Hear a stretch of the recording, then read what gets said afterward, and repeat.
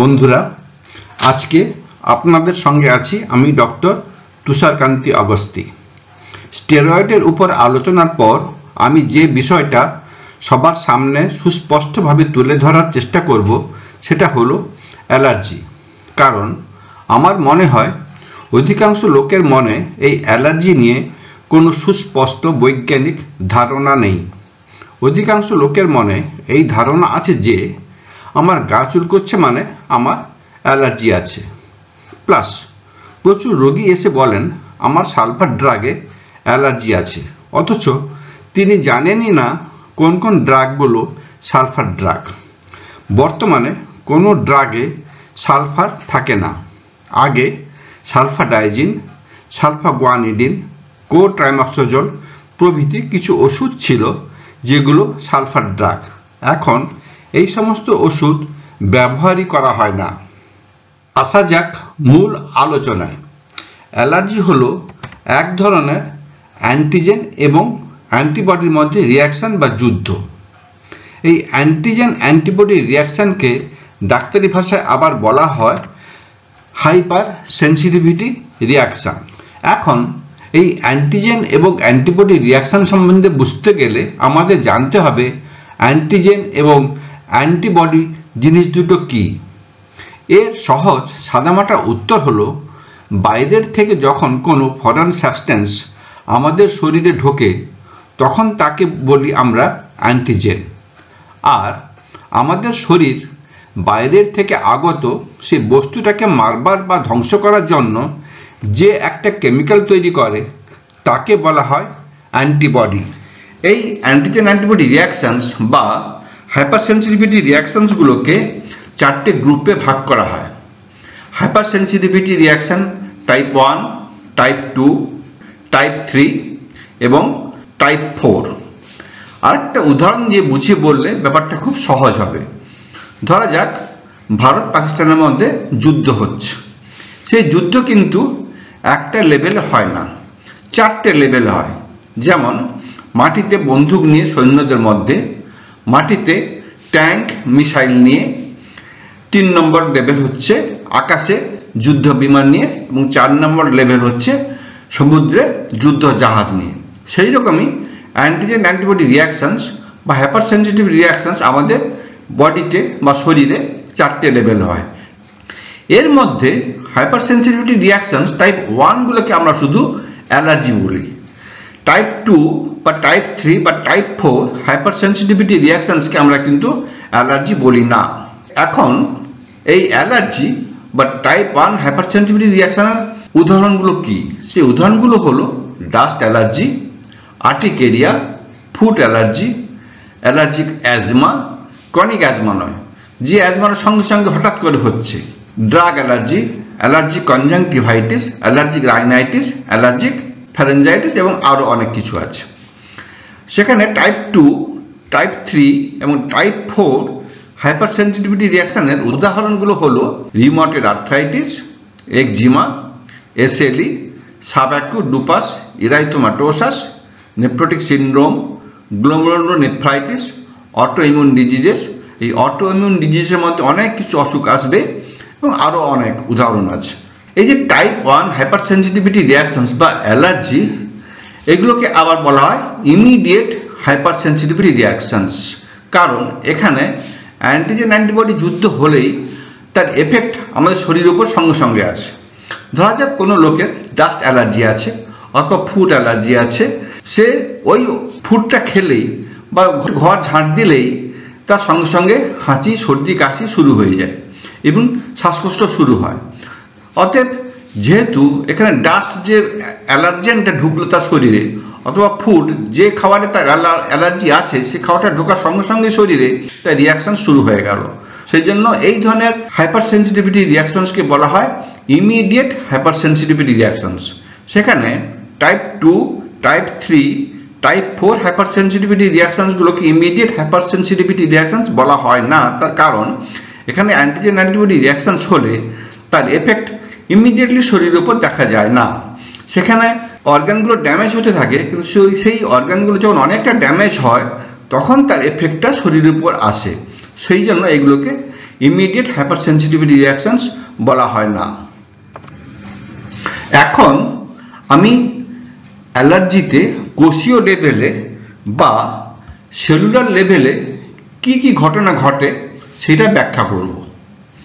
ধরা যাক আমার ফুড অ্যালার্জি আছে, আমি পার্টিকুলার একটা ফুডে যেহেতু আমার অ্যালার্জি আছে সেইটা কিভাবে সেলুলার লেভেলে ঘটনা ঘটে সেটি আমি ব্যাখ্যা করব। ধরা যাক ওই ফুডটা আগে কখনো খাইনি, এইবারে প্রথম খেলাম, এবং এই ফুডের মধ্যে ধরা যাক কোনো একটা বিশেষ পার্টিকুলার প্রোটিন অণু আছে। এখন এই ফুডটা আমি খাবার পরে এই বিশেষ পার্টিকুলার প্রোটিন অণুটা আমার শরীরে ঢুকবে, যেটার সঙ্গে আমার শরীর আগের থেকে পরিচিত নয়। এখন এই যে বিশেষ পার্টিকুলার প্রোটিন অণুটা যেটা আমার শরীরে প্রথমবার ঢুকলো এবং যার এগেনস্টে শরীর অ্যান্টিবডি তৈরি করতে শুরু করলো, সেই পার্টিকুলার বিশেষ প্রোটিনটাকে বলা হয় অ্যান্টিজেন্স। এবং তার এগেনস্টে যখন আমাদের শরীর তাকে ধ্বংস করার জন্য আমাদের শরীর কোনো কেমিক্যাল তৈরি করে তাকে বলা হয় অ্যান্টিবডি। এটা আমি আগে ব্যাখ্যা করেছি। এখন এই নতুন খাবারটা খাওয়ার পর নতুন প্রোটিনটা ঢোকার পর যাকে আমরা অ্যান্টিজেন বলছি তার এগেনস্টে বডি অ্যান্টিবডি তৈরি করলো, এবং সেই অ্যান্টিবডির ক্যারেক্টার হচ্ছে আইজিজি টাইপ। অ্যান্টিবডি অনেক রকমের হয়, IgG, IgG A, IgG D, IgG M etcetera. তার মধ্যে অ্যালার্জিতে যে অ্যান্টিবডিটা তৈরি হয় সেই অ্যান্টিবডিগুলো আইজিই। এখন এই অ্যান্টিজেনটাকে ধ্বংস করার জন্য যে অ্যান্টিবডি তৈরি হলো সে কিন্তু এমনি রক্তের মধ্যে বা টিস্যুর মধ্যে ঘুরে বেড়াবে না। আমাদের শরীরের সমস্ত টিস্যুতে মাস্ট সেল নামক এক ধরনের সেল থাকে। আইজিই অ্যান্টিবডিটা ওই মাস্ট সেলের গায়ে এসে যুক্ত হয়ে থাকবে পরবর্তী যখন অ্যান্টিজেনটা ঢুকবে তাকে ধ্বংস করার জন্য। অতএব প্রথমবার অ্যান্টিজেনটা ঢোকার পরে যখন অ্যান্টিবডি তৈরি হয়ে রেডি হয়ে থাকলো পরবর্তী অ্যান্টিজেন ঢুকলে তাকে মারবে বলে, তখন সেই অবস্থাটাকে বলা হয় সেন্সিটাইজেশন অফ আওয়ার বডি। এবারে ধরা যাক আমি দ্বিতীয়বার বা তৃতীয়বার আবার ওই খাবারটা খেলাম যাতে ওই অ্যান্টিজেনটা আছে, তার ফলে ওই অ্যান্টিজেনটা আবার আমার শরীরে ঢুকলো। তখন ওই অ্যান্টিবডি যুক্ত মাস্ট সেলগুলো দৌড়ে যাবে এই অ্যান্টিজেনটাকে ধ্বংস করার জন্য এবং ওই অ্যান্টিজেনটার সঙ্গে যুক্ত হয়ে যাবে। তার ফলে কি হবে, ওই মাস্ট সেলগুলো ভেঙে যাবে। মাস্ট সেলের মধ্যে থাকে প্রচুর হিস্টামিন নামক এক ধরনের কেমিক্যাল। এখন মাস্ট সেলটা ভেঙে যাওয়ার জন্য হিস্টামিনগুলো মাস্ট সেল থেকে টিস্যুতে বেরিয়ে আসবে। টিস্যুতে বেরিয়ে এসে এই হিস্টামিন কেমিক্যালসটা কি করবে, ওখানে অবস্থিত সমস্ত ক্যাপিলারিগুলোকে ডাইলেট করে দেবে। এখানে ক্যাপিলারিগুলো সব সরু সরু হয়ে আছে, ওর মধ্যে রক্ত চলাচল খুবই কম, সেজন্য এগুলোকে বলা হচ্ছে নন ডাইলেটেড ক্যাপিলারি। যখন হিস্টামিনের প্রভাবে এই ক্যাপিলারিগুলো মোটা মোটা হয়ে যাবে এবং ওর মধ্যে যে রক্ত প্রবাহ বেড়ে যাবে তখন তাকে বলা হচ্ছে ডাইলেটেড ক্যাপিলারি।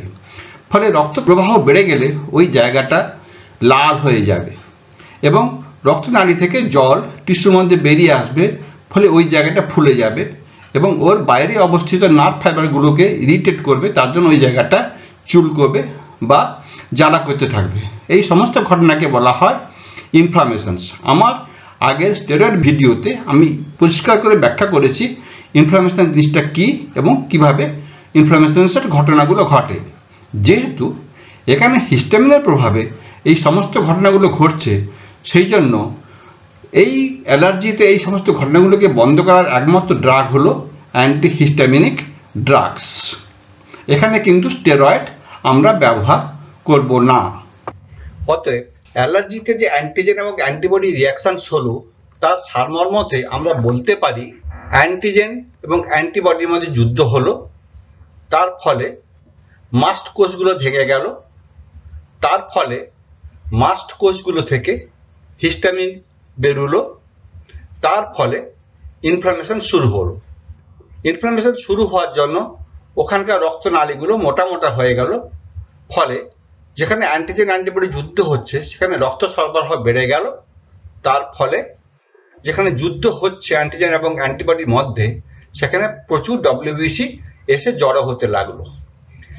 অ্যালার্জির যে অ্যান্টিজেন এবং অ্যান্টিবডি রিঅ্যাকশন হয় তাতে যে ডব্লিউবিসি গুলো এগুলো এসে জড়ো হয় সেগুলো হলো প্রধানত ইওসিনোফিল নামক ডব্লিউবিসি।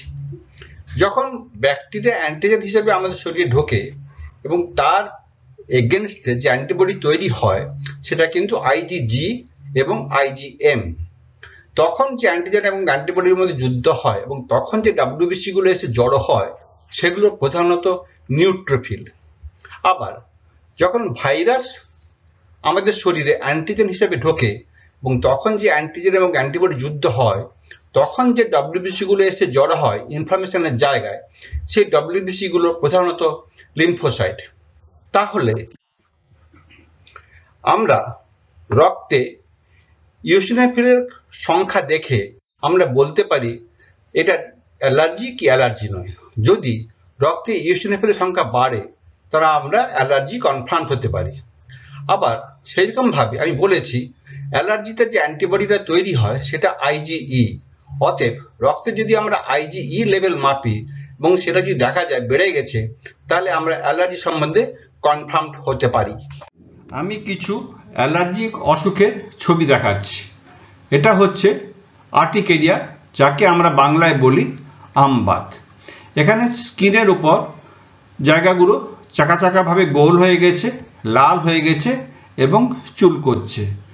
এগুলোকে বলি আমরা আর্টিকেরিয়া বা আমবাত। এটা হচ্ছে ডাস্ট অ্যালার্জি।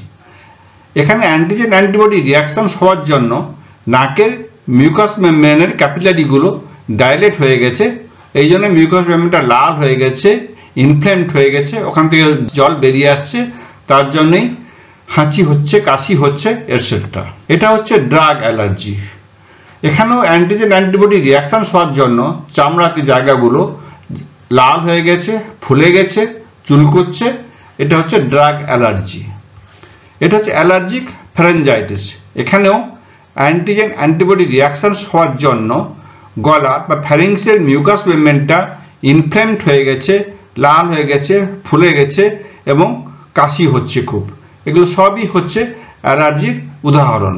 এতক্ষণের আলোচনা থেকে নিশ্চয়ই আমরা বুঝতে পেরেছি অ্যান্টিজেন অ্যান্টিবডি রিয়াকশন হয়ে ইমিডিয়েট যে ঘটনাগুলো ঘটে এবং যাকে আমরা অ্যালার্জি বলি তার একমাত্র কালপ্রিট হলো হিস্টামিন।